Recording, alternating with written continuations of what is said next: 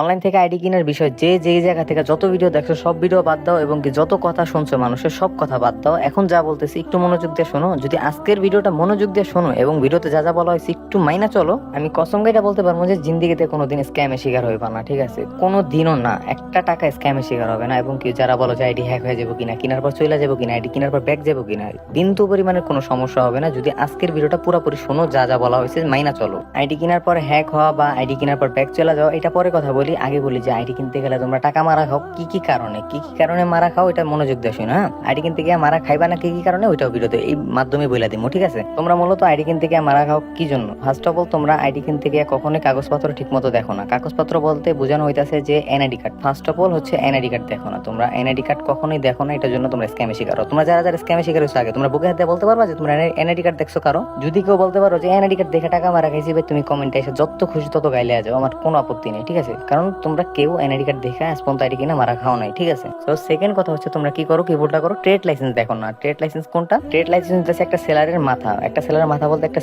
সেলারের সর্বোচ্চ সম্মান সবকিছু একটা ট্রেড লাইসেন্সের মধ্যে। যেমন হচ্ছে তুমি ট্রেড লাইসেন্স কখন পাইবা, একজন সেলার কখন পায়? যখন তিনি থানায় যায় আবেদন করে, একজন ব্যবসায়ী যে কোনো টপিকে, যেমন অনলাইনে যারা আমরা আবেদন করি ই বিজনেস নিয়ে, মানে আমি বিজনেস উপলক্ষে আবেদন করি। যখন এই ট্রেড লাইসেন্সটার জন্য আমরা আবেদন করি তখন আমাদের ব্যবসাটা যখন থানায় যায়, তাই না? রিপোর্টটা তো আমরা থানায় দিই, মানে আমরা যে ট্রেড লাইসেন্স আবেদন করি থানায় জমা দিই, তাই না? তখন থানা থেকে আমাদের ব্যবসাটা পর্যবেক্ষণ করা হয় এবং আমার ব্যবসা নিয়ে রিসার্চ করা হয় যে আমাদের ব্যবসার মধ্যে কোনো প্রকার দুর্নীতি, স্ক্যাম, বাটপারি এসব কিছু আছে কিনা। ঠিক আছে, তখন যদি দেখে যে না কোনো প্রকার স্ক্যাম, দুর্নীতি, বাটপারি এগুলো নাই, তখন কিন্তু একজন সেলার ট্রেড লাইসেন্স পায়। ঠিক আছে, যেমন আমার নিজেরও কিন্তু ট্রেড লাইসেন্স আছে। ঠিক আছে, ট্রেড লাইসেন্সটা তখনই পাই। ঠিক আছে, এতটুকু তো বুঝতে পারছো যে ট্রেড লাইসেন্সটা দেখতে হবে। ট্রেড লাইসেন্স আছে মানে সেলার 100% ট্রাস্টেড। ঠিক আছে, তৃতীয় কথা হইতাছে যে তোমরা আইডি কিনতে গিয়ে মারা খাও, সেলারের সাথে বেদবি করো, সব থেকে মেইন এবং বড় কারণ। আচ্ছা তুমি ধরো আমি যদি তোমার কাছ থেকে একটা অ্যাকাউন্ট কিনতে গেলাম, হ্যাঁ তোমার কথাই বলতেছি, তুমি আইডি সেলার, আমি আইডি কিনতে আসি তোমার কাছে। এখন যদি তোমার সাথে আমি খারাপ ব্যবহার করি, তোমার সাথে যদি আমি মানে মিথ্যা কথা বলি বারবার, তারপরে তোমার যদি আমি ঘুরাই, তোমার যদি আমি